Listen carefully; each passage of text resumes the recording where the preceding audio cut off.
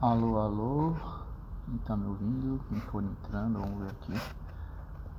Os convidados, Antônio, Jandir.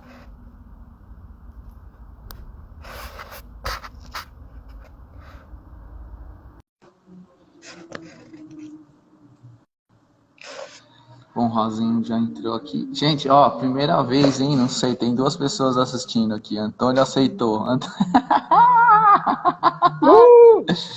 Não É, acredita, mano. Que bizarro. Cadê o Jandir?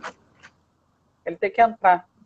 Peraí. Ele tem que apertar. Bom, gente, tem uma galera entrando. Tem 4 pessoas já, ó que maravilha. Tem uma audiência de 4 pessoas, Antônio. Vamos esperar o Jandir entrar. Eu convidei ele aí, agora só falta ele entrar. E a gente inicia aqui. Deixa eu ver se eu preciso mandar um outro convite para ele. Não, eu acho que ele tem que só aceitar mesmo. É? Mas ele tem que entrar Eu na já live mandei para primeiro. ele. Ele tem que... Importante, né? Ele já está convidado aqui, apareceu para mim como convidado. A gente ficou nessa de vai fazendo Zoom, vai fazendo a live. Você tá me ouvindo, Antônio? Ixi, o Antônio travou. Tá me ouvindo? Alô, alô? Antônio? Alô?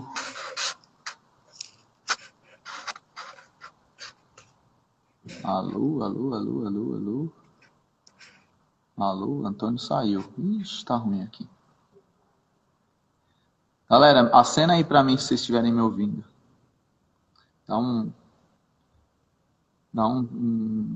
sinal de luz aí.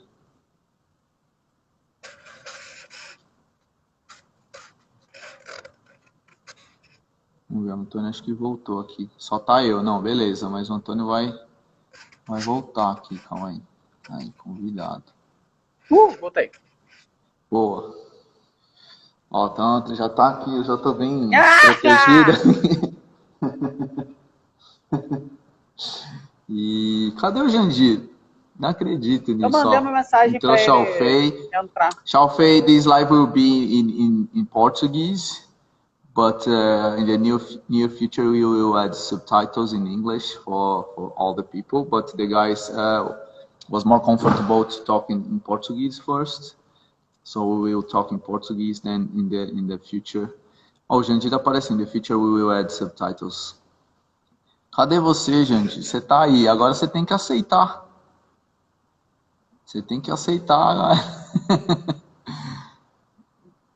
Cadê o Pede para Jandir? participar, gente. A gente tem que pedir para participar. Vixe, ó, o Antônio já mandou um filtro aí, galera.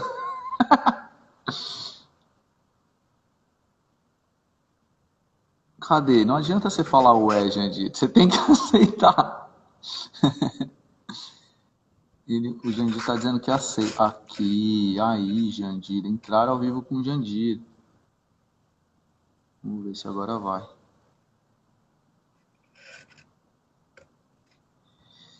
Aê, Aê! agora foi, hein? Aê, maravilha. E cadê o Antônio? Oi. Aê, agora sim, agora... Nossa, Olha o os Antônio tá filtros mandando aí. filtro, o Antônio tá mandando filtro, a internet tá ruim aqui, ó. O Jandir tá na Tá feira, horrível, cara. vai travar tudo. O Jandir tá na feira, Antônio, porra. Vou Que parar feira, aqui na então. minha casa mesmo. Ó, bom, gente, molecada, acho que hoje é uma coisa assim, mais principalmente para celebrar o trabalho de vocês, assim. Para quem não sabe, eu realizei uma exposição chamada Verso Trauma aqui em Berlim, na causa da estatística, né, House That Statistic, a convite do CORE, Contextual Research, que é um grupo dentro da Universidade de Artes aqui de Berlim, e a convite da Viviane Tabachi, eu realizei essa exposição e é uma exposição que, para quem conhece meu trabalho, trata já de uma noção sobre violência, sobre mercado de armas, sobre um tipo de estética que se perpetua também no Brasil. e na América Latina. E parte dessa exposição, conversando com a Vivi, eu acho que quando eu tenho uma individual, eu sempre tento trazer alguma coisa eu não acho que eu estou construindo nada sozinho, assim. E os meninos já participaram de uma individual minha em 2018, pessoalmente, se a gente pode dizer assim, mas aqui, ó. E aqui eu convidei o Amadori Júnior, Segurança Patrimonial LTDA, e o Jaime Laureano, que é um baita brother, amigo, que eu acho que compunha bem esse lugar. Eu acho que o Jaime trazia um contexto mais sobre o passado, está ligado à pesquisa do Jaime, assim como que essa violência se perpetua também hoje em dia. E eu acho que os meninos aqui trazem uma questão sobre a figura da mão de obra dentro de espaços institucionais, principalmente a partir dessas performances com os seguranças. Esse é o meu ponto de vista, tá? Eles vão falar mais, assim, se eles concordam ou discordam de mim. Mas essa figura dessa mão de obra através de performances que desconstroem um pouco uma prática esperada de um segurança, assim, dentro de um espaço institucional. Mas o que me atrai muito aqui, nesse caso, uma vez que eles não estavam aqui presentes, a gente fez essas excelentes réplicas aqui, ó, do Jandir. E eu fiz um ensaio fotográfico deles sendo posicionados em vários lugares e além de alguns advertisements que eles têm, uns anúncios assim. Aqui, ó, Amadori Júnior Soluções em Segurança. O Jandir está bem feliz nessa foto. Mas eu acho que através desse tipo de propaganda, eu acho que a gente toca no grande paradoxo sobre a segurança pública e a segurança privada no Brasil através da performatividade que eles vêm exibindo. E aí era um pouco para apresentar também a produção deles aqui. E a gente ficou na dúvida se fazia no Zoom, se fazia ao vivo, e aí a gente, vamos fazer ao vivo. E agora, bom, a ideia depois é que esse vídeo ganhe aí legendas em inglês também para ficar aqui documentado e além disso a gente está preparando também um catálogo pequeno, uma brochura, e a ideia é que isso vá sendo expandido. E é isso, meninos, eu queria que vocês falassem um pouco, se apresentassem talvez, Jandir e Antônio, como que nasce um pouco a ideia da dupla e por que essa figura do segurança, né? Por que essa figura do segurança dentro do espaço institucional? Oi, todo mundo. E aí? Tem 11 pessoas aí. Eu sou o Jandir, esse aqui é o Antônio, mas acho que tem nome, não dá pra ver. Nós começamos a Amadori Júnior em 2015 e muito influenciados também pela experiência que nós já tínhamos até então, nesse momento, mas continuamos tendo de trabalho em instituições como museus, centros culturais. O que acontece é que nós fomos, Antônio continua trabalhando como educador em um museu, e devido também ao contexto de precarização das condições de trabalho, a gente se via muitas vezes partilhando funções com a equipe de segurança, por exemplo, de vigilância do espaço, né, de cuidado, justamente chamavam de educação patrimonial. E nessa convivência, as semelhanças começaram a aparecer, se tornarem mais patentes para nós. E semelhanças, por exemplo, claro, em relação a um corpo racializado, mas também a condição de classe social, de origem, de localização geográfica aqui no Rio de Janeiro, que é da onde a gente é. Então, por exemplo, muito comumente eu pegava o mesmo trem que algum colega de segurança. E bem, por aí vai, né? Em relação com outros amigos de fora do espaço de trabalho que também trabalhavam como seguranças. E então a figura do segurança, da segurança, seu terno, a sua função se tornou icônica para a gente. A gente conseguia, através da performance, elaborar isso tratando não exatamente só do segurança, mas do trabalhador de base dentro de uma instituição cultural. Então, começou assim, esse é o... Talvez seja a razão séria, assim, do trabalho. Mas tem também a história engraçada sobre isso, de como começou com uma piada. Conta aí, Eu conta aí. acho que também complementando essa fala que a gente faz, né? Que eu acho que tem uma coisa da performance, né? E da performatividade que a gente propõe, né? Sim. E quer muito falar quer muito falar da relação. Acho que para além de falar da figura do segurança, é como que certas relações de trabalho, né? Expõem relações, né? Então, Uhum. nesse contexto, né, a gente elege essa performance de segurança, mas na verdade a gente quer fazer um comentário muito sobre essa condição da relação de trabalhadores de base, com os públicos desses lugares, as diferenças de classe que isso são expostas nas condições de museu. Simplesmente uma pessoa que está ali a serviço de determinada função.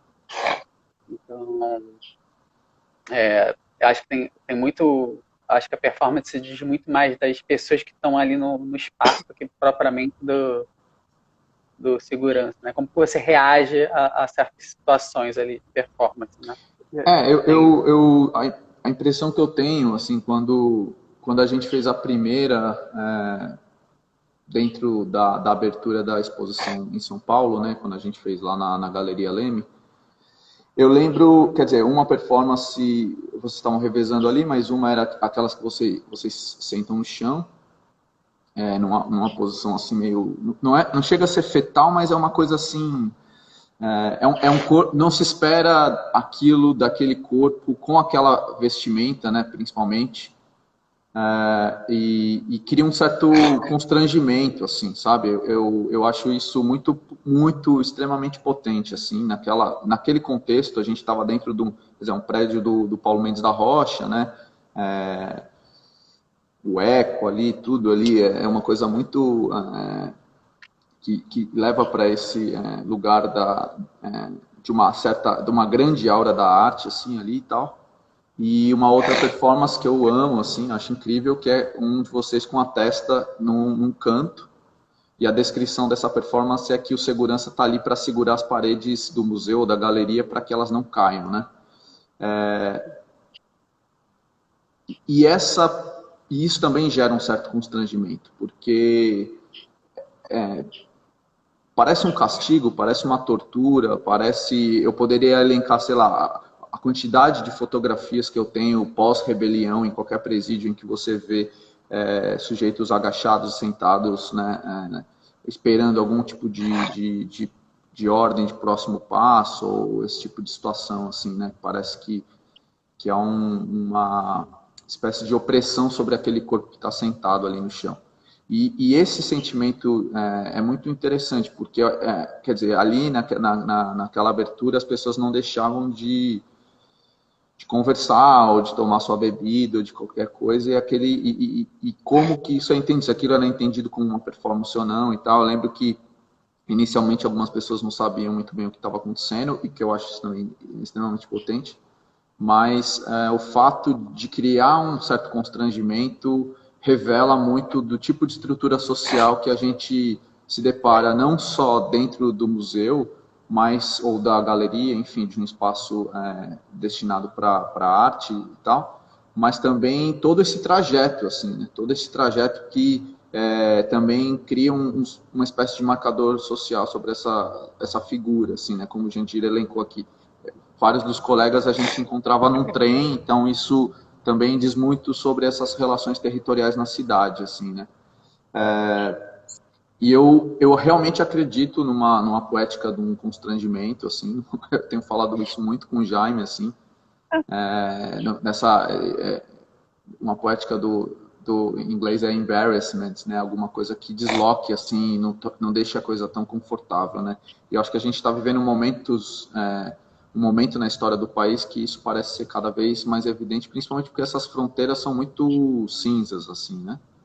Mas eu queria que vocês falassem mais sobre as outras performances, de repente, onde surgiu a primeira performance da dupla e depois como que as ideias foram desdobrando, assim. Muito bom puxar primeiro, que era o que eu estava pensando mesmo para comentar de outra maneira como o trabalho começou, né? Ele começou assim, como uma piada. Antônio elaborou junto comigo. A gente fazia um curso de formação em 2014 e, enfim, eu não lembro direito como, se o Antônio lembrar, comenta aí, mas sei que a gente começou a conversar e achar muito engraçada a situação de um segurança. Foi na época do... foi na época que a gente estava... Cara, é isso, né? É como que essas experiências, né? Porque eu acho que tem muito a ver com como que a gente lida com os públicos, né? Os diversos públicos que existem em espaços de arte, né? Porque estava numa época que eu trabalhava como monitor no Museu de Arte do Rio. E aí tinha uma obra do Hélio, que era uma obra participativa, né? E aí, só que devido ao grande fluxo do museu, você não podia tocar nela, porque senão a obra não ia existir mais, né? Então, era nas quebradas? Era nas quebradas. Do lado do... o nome do trabalho era Topológica e Ready-Made número 4, homenagem a Lígia Clark. Nunca vou esquecer esse nome. E aí é uma bandeja de bolo com areia e tem uma plaquinha vermelha que você fica brincando lá, né? Aí como que é um lugar com grande fluxo de pessoas, acabou que não podia mais tocar, né? E tal. E aí o grande problema não eram as pessoas, sei lá, o público mais geral de cultura, né? A pessoa que está passeando, tá? O problema era muito mais as pessoas que tinham conhecimento de arte. Sabia que aquele trabalho era um trabalho específico do Hélio de Si, que é participativo. E aí, quando eu informava que não podia tocar, começava a criar uma série de tensões entre essa minha relação de trabalho com a pessoa. Ah, mas esse trabalho é para tocar. Ah, mas não sei o que lá, não pode. E tal. E aí, no contexto desse curso que surgiu, que a gente estava conversando sobre isso, né? A gente pensou num objeto interativo, que a pessoa fosse tocar a parada, e aí a pessoa, o funcionário, né, que está ali, informasse que não podia tocar e a interação ocorreria aí, né? A interação dessa... Aí é uma piada, assim, né? Aconteceu a interação, tá conversando comigo, com um funcionário, com uma pessoa, olha isso aqui, divertido, interação boa.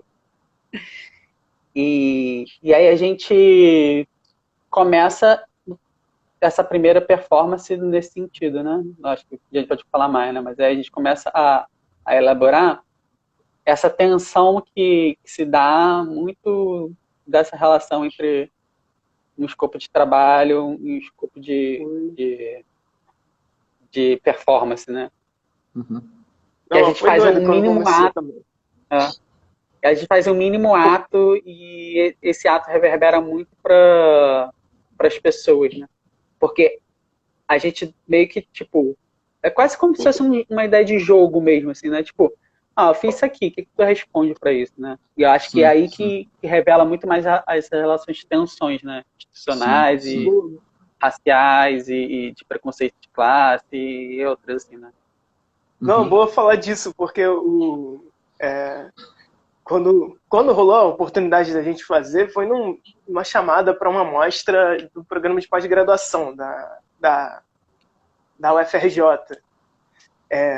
E aí tal, o Antônio propôs a gente se inscrever e pensar de alguma maneira, usar algum tipo de uniforme. E aí, conversando, a gente optou pelo terno, compramos lá o terno. O que aconteceu quando a gente pôs o terno, primeiro que a gente tomou um calote, porque a gente pensou que ia ser ressarcido de dinheiro, e não rolou. Mas, enfim, outra história. Mas, que eu queria comentar até o que o Antônio falou dos mínimos gestos, né, isso, dos detalhes. Cara. Não era carteira de trabalho assinada? Acontece. Acontece muito. A gente descobriu já como. Isso, Mas, Fala. Mas aí, o seguinte, quando a gente pôs o terno, cara, sei lá, de alguma maneira, alguma coisa aconteceu ali, a gente cabelo. fez a barba, não tá assim, mas, por exemplo, eu acho que a primeira coisa que me marcou, assim, que a gente se posicionou no espaço, fez a ideia, foi uma colega que conviveu com a gente durante o período de montagem da exposição, de negociação. Acho que foi para o Antônio, chegar na frente do Antônio, olhar na cara dele e perguntar onde era o banheiro. E o Antônio respondeu assim, ela foi. E depois voltou correndo. E era uma colega? E era uma colega?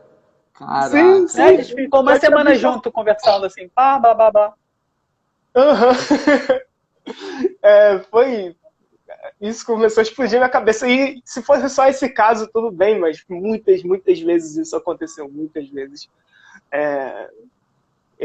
Sei lá, eu lembrei disso quando eu ouvi o Antônio falando. Mas eu acho que eu te cortei, Igor, também, quando você estava comentando. Não, eu tava lembrando, porque eu acho que, apesar do trabalho falar muito sobre o espaço institucional, assim, sobre esse lugar, já de uma certa mediação com qualquer tipo de audiência de público, porque, né, você passa um portão, você passa uma vidraça, de repente tem um segurança ali. A gente, historicamente no Brasil, né, quer dizer, falar em segurança é falar sobre segurança do patrimônio, né?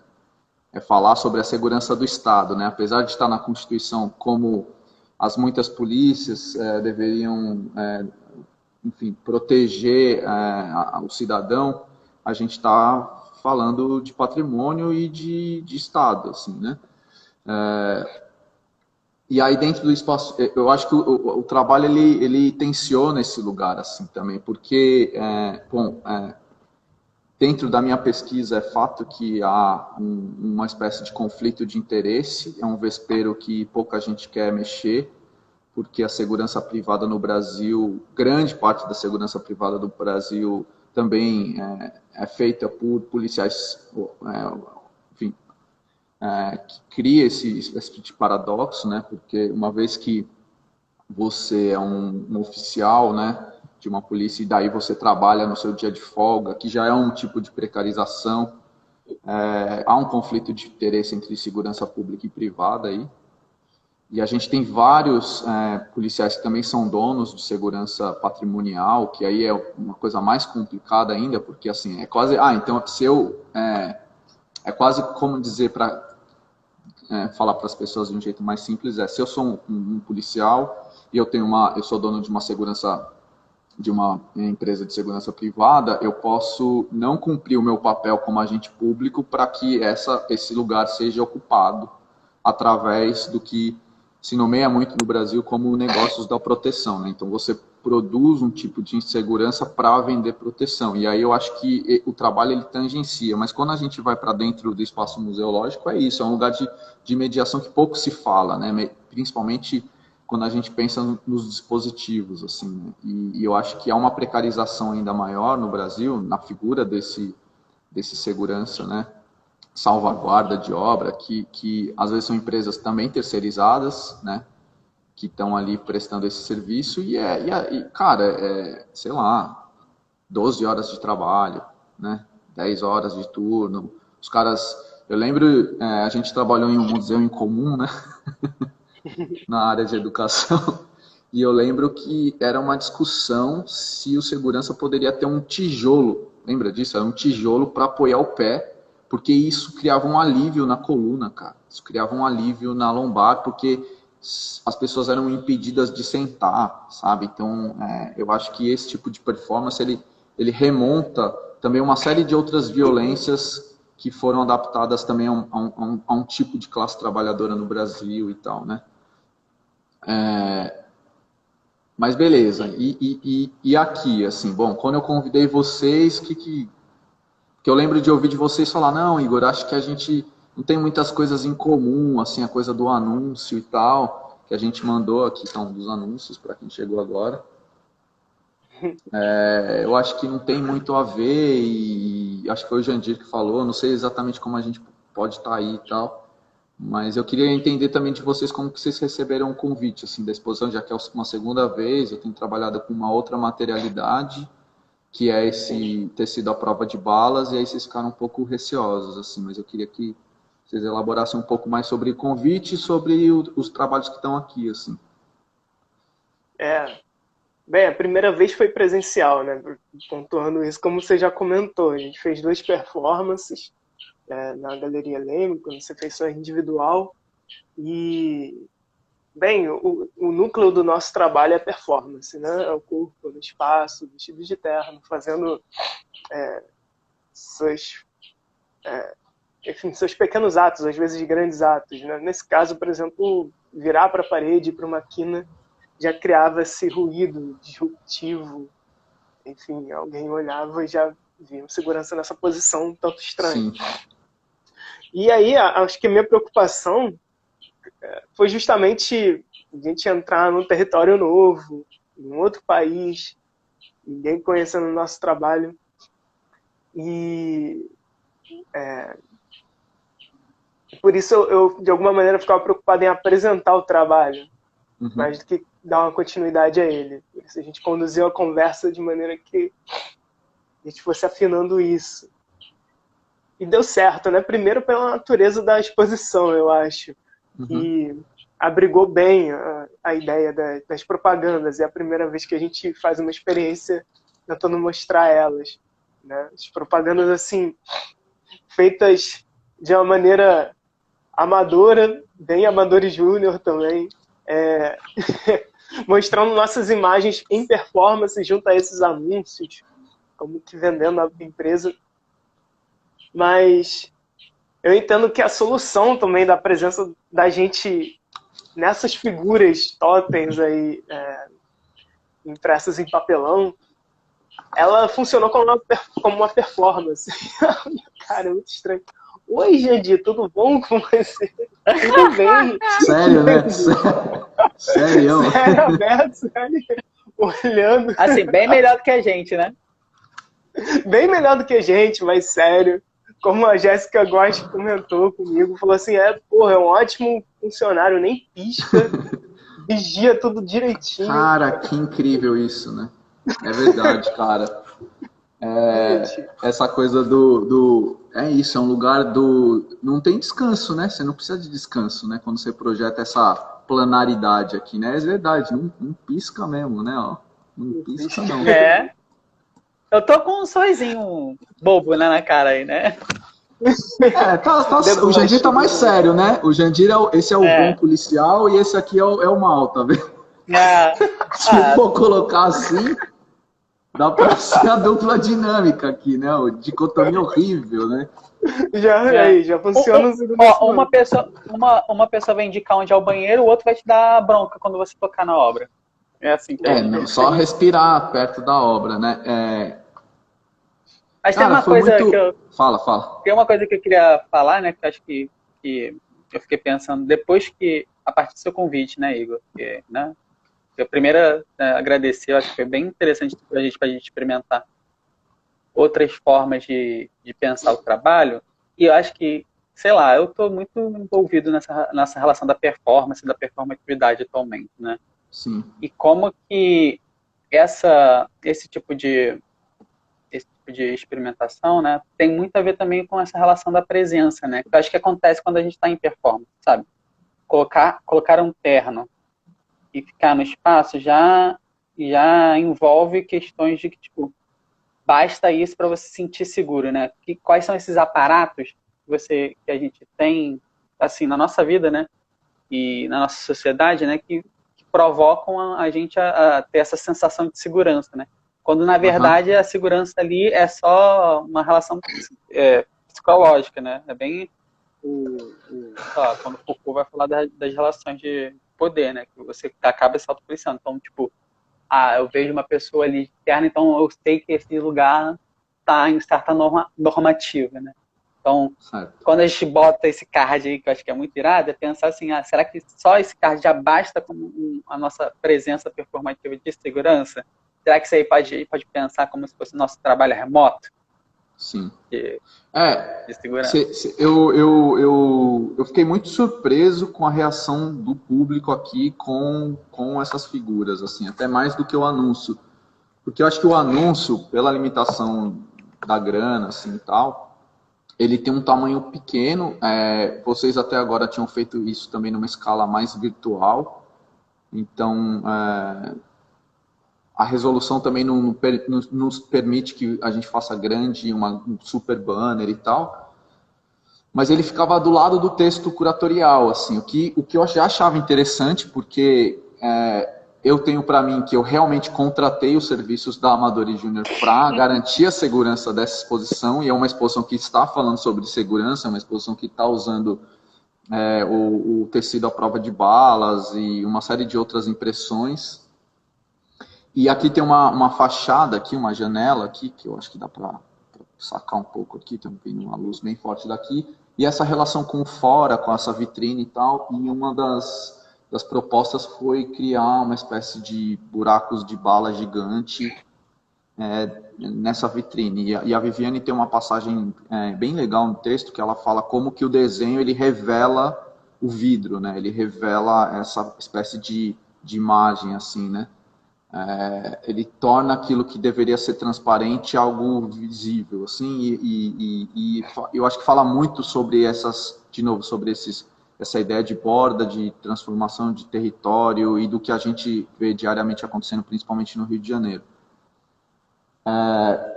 Então ele ficava nesse vidro do lado do... E o que eu acho interessante é porque, quer dizer, se a gente considera a metáfora em torno do buraco de bala, assim, quer dizer, a segurança já não funcionou, né? Porque a exposição ela já foi alvejada antes mesmo de começar, assim. E a Viviane fala um pouco disso também, dessa bala, como a gente está falando de um tiro que foi disparado há, sei lá, 1 século, 2 séculos atrás. Essa bala está ali, assim, sabe? E eu fiquei muito surpreso porque o trabalho, inicialmente, ele traz um alívio cômico para a exposição, que tem um caráter mais pesado e tal, mas, ao mesmo tempo, as pessoas ficavam intrigadas assim, com essa figura, porque eu ia mudando, cada dia eu colocava numa posição diferente assim, da exposição, né? E o que era bem engraçado, porque em algum momento, assim, teve alguns momentos que eu passei aqui de chuva e tal, que o espaço estava vazio. E tem esse caráter de uma presença, assim, sabe? Ganha uma presença, o que é muito estranho. E o que eu acho mais incrível e correspondente nessa ideia é porque a planaridade que a gente vê aqui, eu acho que ela se justapõe à alegoria que eu crio com as bestas feras, que são essas figuras meio quiméricas, né? Que eu, a partir de umas colagens que eu faço, imprimo sobre esse aramide e ela tem esse caráter planificado também. E essa é uma pesquisa que vem do estudo sobre os distintivos policiais e sobre os brasões no Brasil e como a grande parte da polícia, principalmente militar, carrega em si figuras de animais. Mas que se a gente faz uma comparação com, sei lá, com uma cosmologia indígena, animais de poder e tal, a prática não tem absolutamente nada a ver. Não só pelo fato de, por exemplo, a gente ter no distintivo do Grupo Especial da Polícia Federal uma águia careca, um bald eagle, que é uma águia que não pertence ao Brasil. Não é um símbolo nacional brasileiro, é um símbolo nacional estadunidense.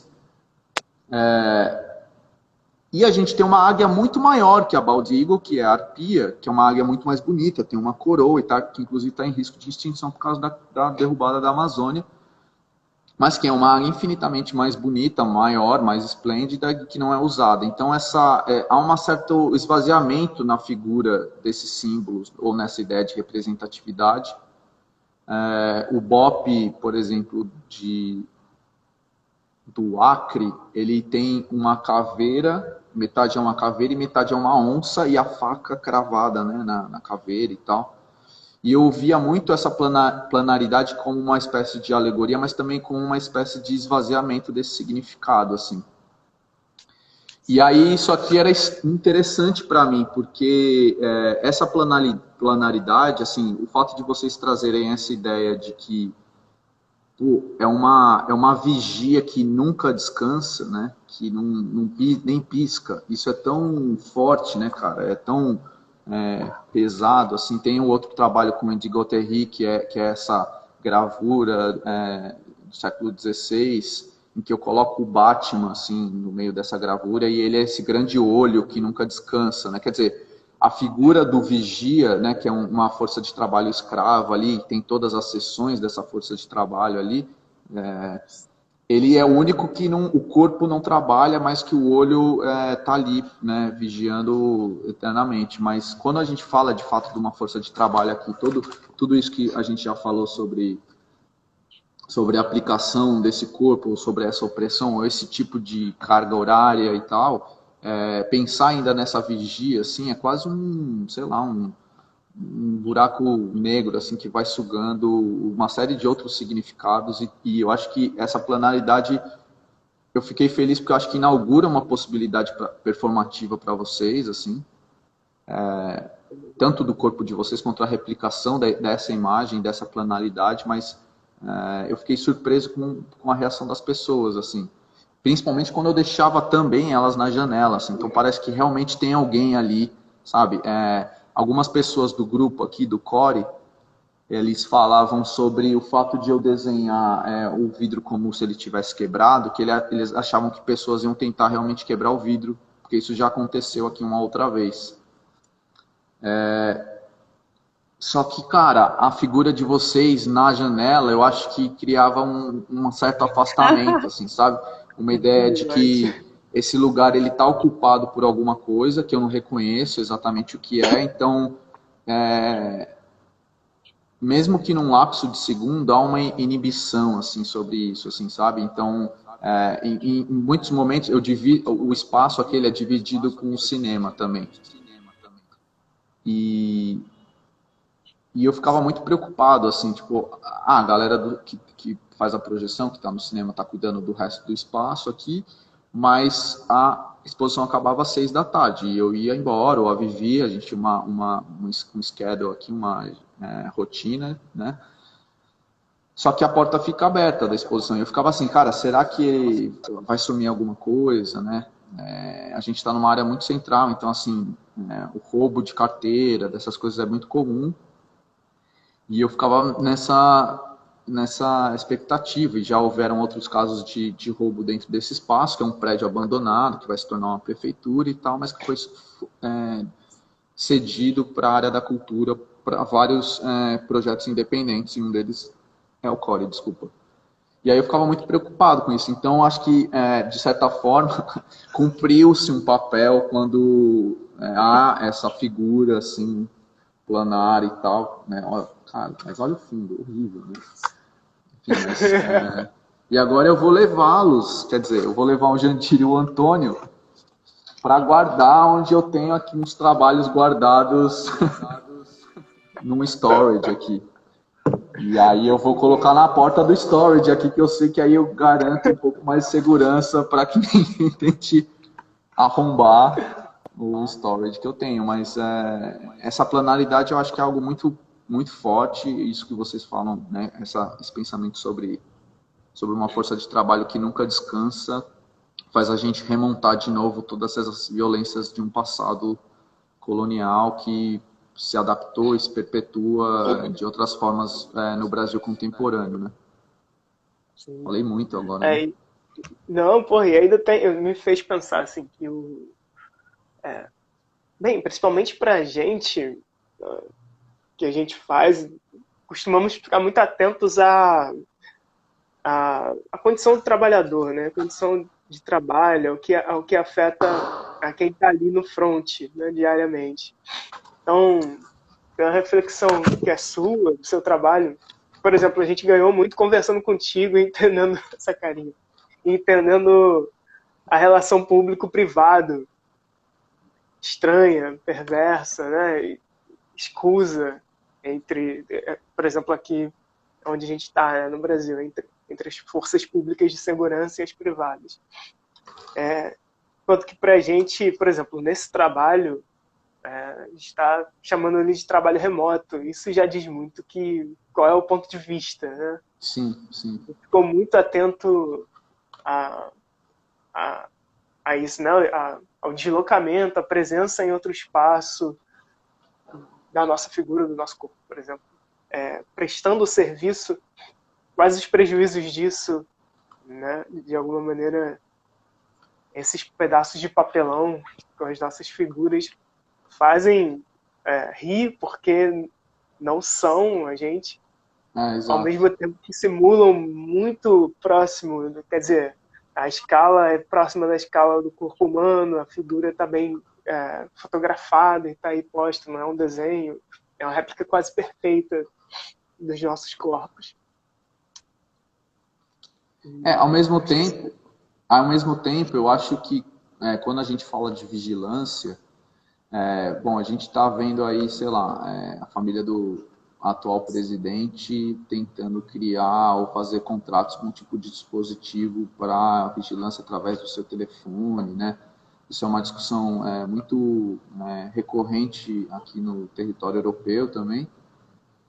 E de repente a gente cria uma precarização da precarização, né? Que é a substituição já de um corpo que já está muitas vezes numa situação precária de trabalho por algo que é, enfim, completamente descartável, assim, né? Então eu acho que isso também nos joga para esse lugar, assim, da importância ou não desse corpo, ou mais importante ainda, que tipo de relação trabalhista existe sobre isso e num contexto Brasil como isso se desenvolve. E para dar um exemplo disso, que eu acho que é um exemplo super forte, acho que talvez as pessoas que vivem no Rio com certeza conhecem esse programa, mas para quem não conhece, existe um programa de segurança lá chamado Segurança Presente, né? Que já é bem interessante, porque a ideia de presente do agora, mas a ideia do presente também, né? Uma coisa engraçada, semântica dessa relação. E é uma segurança privada, na verdade, foi um programa desenvolvido pela Firjan, junto com uma série de comerciantes, para proteger zonas de comércio e turismo. E, cara, é louco porque os agentes dessa segurança privada são agentes públicos em dias de folga. Então, quer dizer, a gente já poderia apontar para a precariedade do serviço de segurança pública no Rio, do próprio agente, muitas vezes.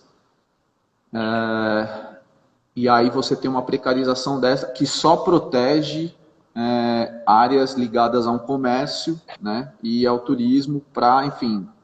E aí, quando se trata de Rio de Janeiro, a gente vai... Isso ganha proporção, paradoxos gigantescos, né? Em dias de folga, e esse projeto paga mais do que a segurança pública. Então, assim, é melhor o cara trabalhar...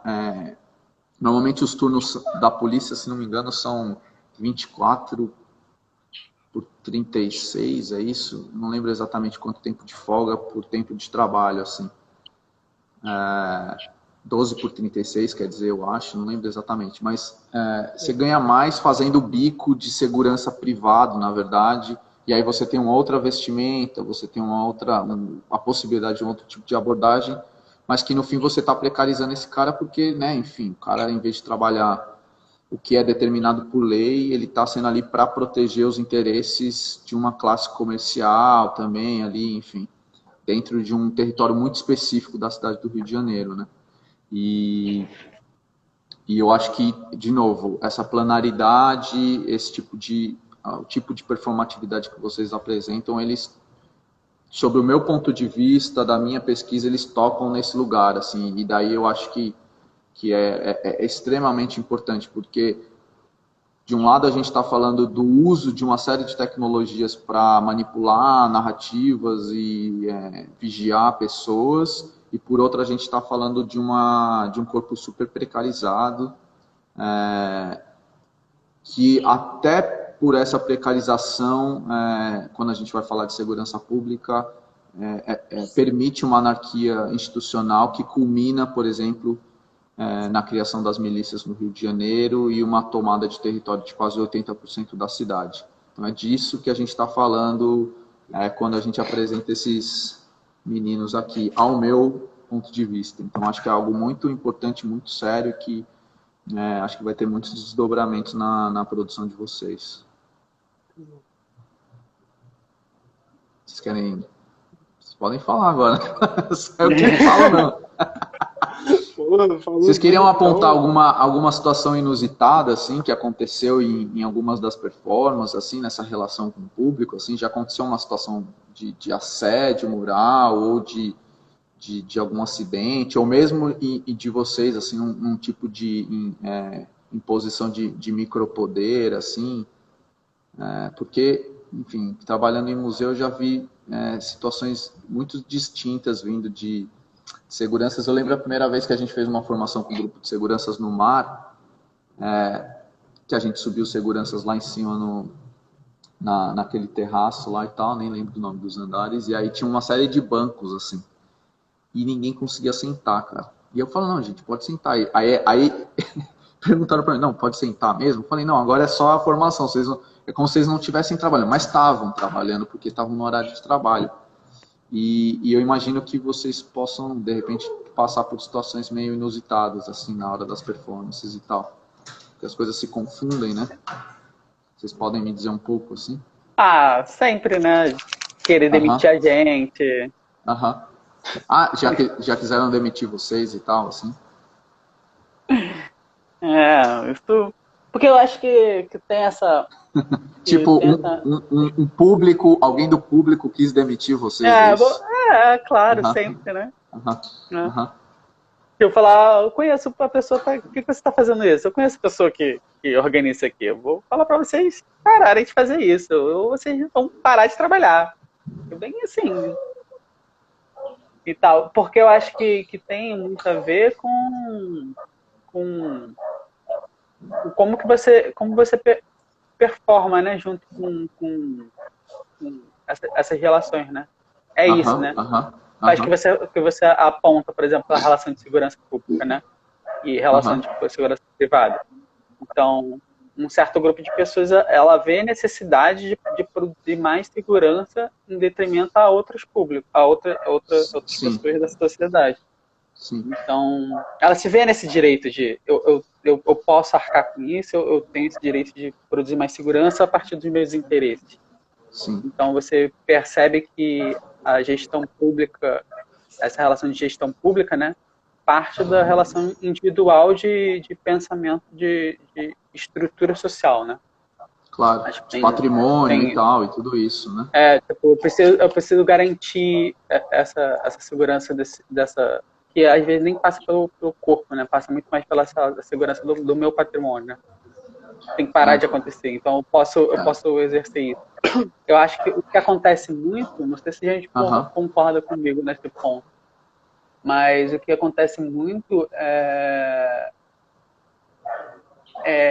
essas relações de micro escala pública acontecendo no espaço do museu, né? Tipo, é um micro universinho que só replica a condição macro numa relação de sociabilidade, né? Então, relações, sei lá, pessoas sendo racistas, pessoas claro, sendo, sendo escrotas com trabalhadores. claro, Eu acho claro, claro. que e aí você só percebe, a gente percebe isso exatamente quando a gente está na performance. Então, se a pessoa na performance, né, nessa relação de performance, produz isso contra a gente, né?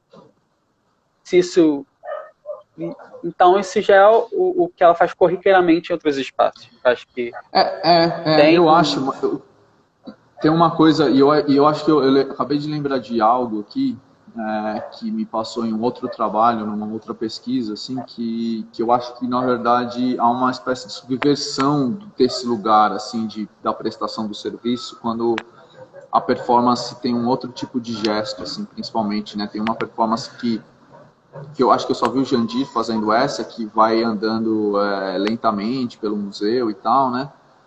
Para cumprir um trajeto, e eu acho que é um tipo de subversão aí. Eu lembro, vocês conhecem o trabalho do Tênis Clube, que são essas bolinhas de tênis que eu coletei junto de três amigos, assim, três se tornaram amigos para mim. E que é o Mylon, o Lucas e o Rafa, assim, então eles têm esse trabalho, eles têm total discernimento que é um trabalho que eles estão fazendo no sinal, assim, com os malabares, E dos muitos momentos, de 4 anos junto fazendo esse trabalho com eles, eu vi eles passarem por vários momentos de abuso, assim, né? E uma vez porque esse abuso, ele vem num lugar de subversão também, porque quando eles param, estão no sinal e eles vão para frente de um carro, eles fazem com que aquele público, ou quer dizer, aquela pessoa dentro do carro se torne público, quando essa pessoa não quer se tornar público, normalmente. Ela quer que aquele garoto saia da frente daquele carro, porque ela quer continuar. E essa subversão, esse lugar de poder mínimo ali, meio romântico talvez também, mas essa tensão é criada exatamente porque há um nível de subversão ali, no que seria a ordem natural e normal das coisas ali, né? E aí uma vez a gente fez esse exercício de ficar 5 segundos a mais, assim, em frente aos carros quando o sinal abrisse, né? E aí, cara, assim, você vê a pessoa se transformar num bicho completo, assim. Porque o respeito sobre aquele corpo, ela tá no que aquele sinal vermelho ou verde pode te permite fazer. Então, quer dizer, não há nenhum tipo de empatia ou relação ou entendimento de um lugar de trabalho. Enfim, é super complexo e aquilo se exacerbava quando o sinal se tornava verde, assim, né, no trabalho dos garotos ali. E eu acho que eu vejo um pouco disso, desse lugar de subversão também, do que se espera sobre essa figura com essa vestimenta dentro de um espaço institucional e de repente você subverte uma ordem, principalmente naquele que vocês se posicionam frente às obras de arte, né? Parece que ganha um protagonismo ali dessa figura, desse ser humano, desse trabalhador, e parece que isso não deveria estar acontecendo, né? Esse sujeito não deveria ser protagonista dele mesmo, do próprio serviço que ele está prestando, né? É isso, caras, eu não sei. Deixa eu falar um negócio, então. Fala. Que cada performance abre sua forma de intervir minimamente naquele espaço, na ordem dada, né? Uhum. Então, por exemplo, você comentou essa, que a gente fica de terno em frente a uma pintura numa parede, de modo que os visitantes não consigam olhar ela bem, na totalidade, sem barreiras. Sim. O que aconteceu quando a gente fez ela no Museu Nacional de Belas Artes foi que as pessoas faziam um arco muito maior para escaparem do encontro com a gente. Elas não só evitavam essa obra, mas elas evitavam uma parede inteira onde a gente estava posto para escapar. Então, cada performance inaugura uma forma diferente de relação. Há performances que são mais invasivas e geram situações de atrito, como o Antônio falou, pessoas quererem demitir a gente, como aconteceu uma vez. Mas vale muito comentar também que há uma certa barreira, uma proteção pela condição que a gente ocupa, né? Caso não importa se a gente está de terno, porque em algum momento vai vir à tona que nós somos, na verdade, artistas em performance. Claro. Isso é sensivelmente diferente à experiência dos trabalhadores, sem dúvida, das instituições, das experiências pelas quais a gente passou, de constrangimento, de abuso de autoridade, das experiências que os homens e as mulheres de terno passam dentro dos museus. E aí eu comento a situação de, enfim, uma pessoa não poder sentar, o que é muito comum, que a gente viu passarem-se anos sem pessoas sentarem, até a situação de determinada pessoa numa função, num cargo alto do museu, fotografar vigilantes e mandar para o supervisor porque eles estavam com o terno desgrenhado ou a gravata um pouco afrouxada. Claro. Né? São situações que merecem comentário, assim, quando a gente fala sobre abuso. Super merecem, porque também eu acho que há aí uma espécie de valor. Quer dizer, o uniforme que não está no lugar certo é um valor militar. Né? Ele vem desse lugar. E eu acho que a gente está falando de um país em que a gente tem visto esse valor ser transmitido não só para as instituições ou entre instituições, aí a gente vai falar de como a polícia militar é um braço do exército, de certa forma, né? Instituído principalmente pelo AI-5 e tal, mas é um valor muito anterior, e como isso se projeta sobre um tipo de classe trabalhadora, né? Que se convém o uso de determinado uniforme, ou de determinado... Eu acho que a gente vê isso também na figura principalmente da mulher doméstica, que presta um serviço com determinado uniforme e passa por esse tipo de assédio moral, principalmente, né? Então, eu acho que é importante dizer, porque esse é um valor que, ao meu ver, a gente não deveria cultivar, né? Principalmente esse valor belicoso, assim, né? Que vai passando em que esse sujeito, quer dizer, a ideia do uniforme é que para você realmente não se destaque ou a sua individualidade não apareça na hora da prática do serviço ali, né? Como se isso pudesse ser, de alguma forma, anulado, né? Como se a gente não tivesse uma série de outros fenótipos que não nos dissessem, não elencassem os nossos privilégios e os nossos preconceitos, assim, o preconceito que se sofre sobre isso, né? Então, acho que é bem importante essa colocação, porque, de novo, eu acho que, cara, a partir do momento, é óbvio que a partir do momento que se entende que esse é um lugar, o lugar do artista tá ali, e aí acho que muda-se o tratamento sobre a performance de vocês, mas eu acho que numa escala pequena é possível perceber o que é essa rotina e esse dia a dia para esse tipo de posição dentro de um espaço museológico que se diz, né, ou pelo menos em teoria, esse lugar de coleta de bens culturais, em oposição a uma ideia de barbárie, né? Então, coleta-se para que se oponha, e de repente a gente vê uma série de contradições, para falar assim, dentro dessas práticas que por muitos, como você disse, desse tipo de assédio, né, de alguém de uma posição maior, ligar para um supervisor de uma empresa terceirizada para falar que, sei lá, uma gravata não está no lugar, ou que, sei lá. E acho que retorna porque a gente falou tantas vezes aqui, as nossas figuras impressas em papelão e essa preocupação com a gravata convergem na preocupação com a imagem. Tipo, o que é tão importante assim na imagem de um vigilante, né? De alguma maneira, ela cumpre um papel importante para talvez essa aparente seguridade do espaço, né? Ou, se não seguridade, enfim, asepsia, limpeza, desprezo por individualidades. Claro. E militarismo, né? Claro, no fundo, isso tudo converge para essa herança, como tu falou, né? Com certeza, com certeza. É o que a gente precisa, enfim, não sei se a gente um dia vai conseguir resolver isso, porque já enfim, existem já muitos representantes, né? O campo da política aí virou um lugar, arcabouço, principalmente dos mais rebeldes, assim, que representam um tipo de valor bastante arcaico, assim, na sociedade brasileira, né? Meninos, é isso. Eu queria agradecer demais. Eu estou extremamente feliz, de novo, com a participação de vocês nessa exposição. Eu acho que, junto com o Jaime, contribui infinitamente, assim. Eu vejo vocês como parceiros para a vida, assim, para as nossas ideias, para as nossas discussões.